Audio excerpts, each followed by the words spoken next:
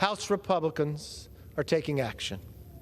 Today, I'm proud to announce that we are introducing the Limit, Save, Grow Act of 2023. President Biden is skipping town to deliver a speech in Maryland rather than sitting down to address the debt ceiling. He's giving America's debt the southern border treatment. Ignore it and hope that it goes away. That was House Speaker Kevin McCarthy yesterday announcing the GOP's plan for the debt ceiling and spending restrictions in exchange for raising the nation's debt limit by $1.5 trillion. McCarthy wants federal spending back at 2022 levels, a 1% cap on future spending, and to rescind money going to Biden's student relief program and the IRS's budget. The White House released a statement early this morning slamming the House Speaker's plan, writing this.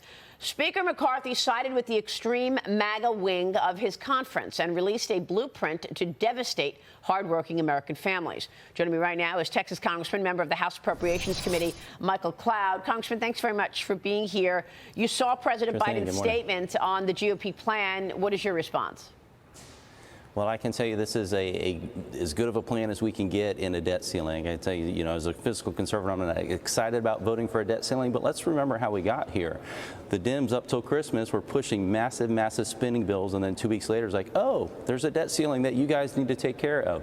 And so this is as fiscally conservative as a plan as we can get. It's $1 trillion of savings in the first year, $5 trillion over the next 10 years. It gets the government off the backs of the American people and reignites the innovative engine of America. And so this is exciting to see how this is happening. And again, you're seeing a difference in leadership here too, between the management by crisis to crisis to crisis from the left that we've seen for the last few years to we're coming out months ahead of when the projected debt ceiling was, with a plan and a proposal. And it's the right way that a government's supposed to run. Well, you are seeing a difference. The Speaker put out a serious plan with thoughts about how to rein in spending. The President came back with an unserious response, attacking the Speaker, calling him MAGA extremism. Here's Maya McGinnis from the Committee for a Responsible Federal Budget. House leadership put forward a framework to raise the debt limit while also reducing and capping the growth of discretionary spending,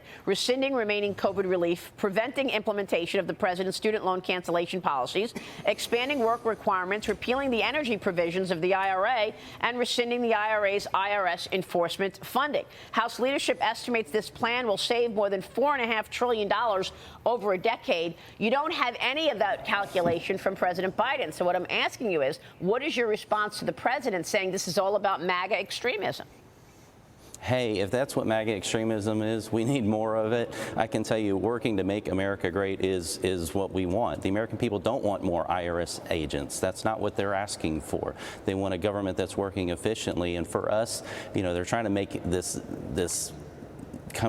effort to say that, us finding savings for the American people is some sort of draconian way. All we're talking about is going to pre-COVID spending. Now, nobody thought pre-COVID that the government was this streamlined, efficient thing. And so we're going back to pre-COVID spending.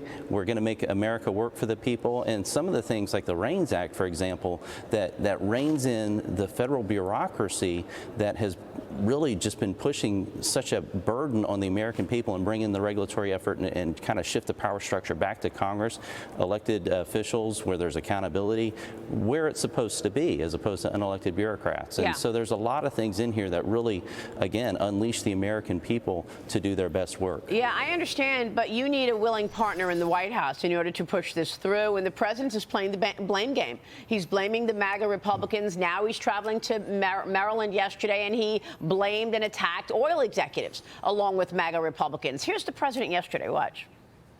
I want to cut those wasteful subsidies for big oil, saving taxpayers $30 billion. MAGA Republicans want to protect those subsidies for big oil.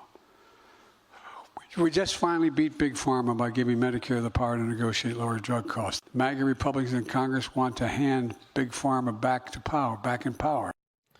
So it's all about somebody else's fault. Let me get the panel in here. Kayleigh, the climate change agenda has been the root cause of the weakness in this economy. The president is doubling down on it. Yeah, and Biden's tendency to constantly attack fossil fuels, big oil, and the oil companies, when these are the companies that provide energy independence for the United States, is really disturbing. These are the companies that are keeping us afloat, and we need them. We cannot transition to a full clean energy spectrum realistically within even the next 10 years. Yeah. So his entire agenda is unrealistic and nonsensical. And Bob, that is why oil is where it is, above 82 right now. Yeah. Yeah, you know, Maria, I've been a big zealot for energy independence, and we were there. We were there, and on the first day of his in office, he did more to cripple our energy independence, and probably one of the biggest contributors to inflation. It permeates everything we do, from what we wear to what we eat to the fertilizer to grow. It just has compounded the problems that we're facing as businesses in America today. Well, it's devastating. You're seeing it from a business standpoint. Congressman, a final word here. What's your plan B if the president doesn't go along with this? Well, we're going to stand strong on this. We've got to push forth an agenda that's going to stand strong. What you're talking about is energy is so important, and part of this is rescinding a lot of the subsidies that go to this Green New Deal plan that has really just delegated our authority, our strength to China. We've got to get back to American energy dominance. You know, this is a strong plan that'll put us there, and so we're going to continue to stand for it. All right, we will leave it there. Congressman, good to see you. Michael Cloud joining us this morning in D.C.